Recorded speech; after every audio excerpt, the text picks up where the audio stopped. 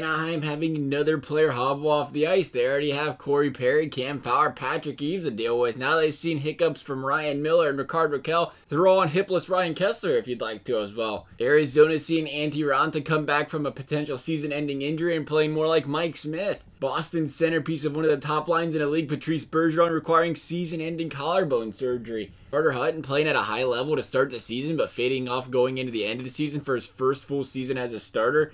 Or the Carolina Hurricanes having to wear white jerseys. Nothing's probably more concerning for Calgary fans than going out there and playing another game under them 2004 officiating and replay systems. That is, unless you're a Chicago fan and you see upper management make another trade. Everything seems to be going so well for Colorado, but what if Semyon Varlamov gets injured once again before playoffs start? Playoffs, something the Columbus franchise might not be seeing for quite a while once Panarin and Bobrovsky leave him for big city. No Detroit, Panarin's not the big city he's looking for. So I don't know what you're doing trying to win games amidst the rebuild. You're 14-14 right now. Dallas Stars aren't on a rebuild right now, and they have quite a few talented core pieces on that team, so not being able to make the playoffs for a few seasons is quite the concern. The Edmonton Oilers. I mean, is there anything more fearful than having this guy in your organization?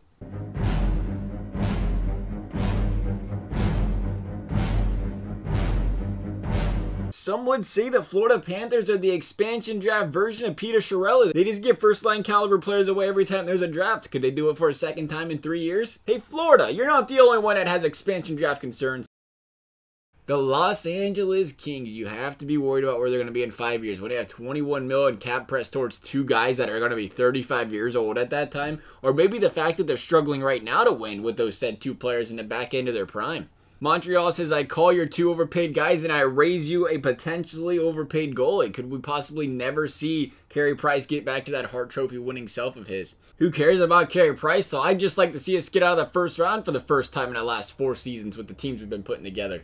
Nashville's biggest concern has to be losing another stud player due to injury that's supposed to be back in 2 to 3 games, but here we are a month later. Alright, New Jersey, you know where this is going. Let's just be happy Nico's not Russian. But hey, you live and you learn. Devils fans probably fear drafting another Russian, but hey, the New York Islanders fear just as much drafting another childhood Toronto Maple Leafs fan. At least these teams have excuses for not winning cups in the last few years. Some teams fear getting a second Hall of Fame goalie and wasting his entire career without bringing home a cup. The Philadelphia Flyers, I don't know why they're so scared of Columbus, but not only did they donate him a 2-time Vezina winner, but they haven't won a game in regulation in Columbus in 13 years. The San Jose Sharks trading away all those assets for Erik Karlsson just for him not to win a cup and just for him not to re-sign at the end of the season. The St. Louis Blues.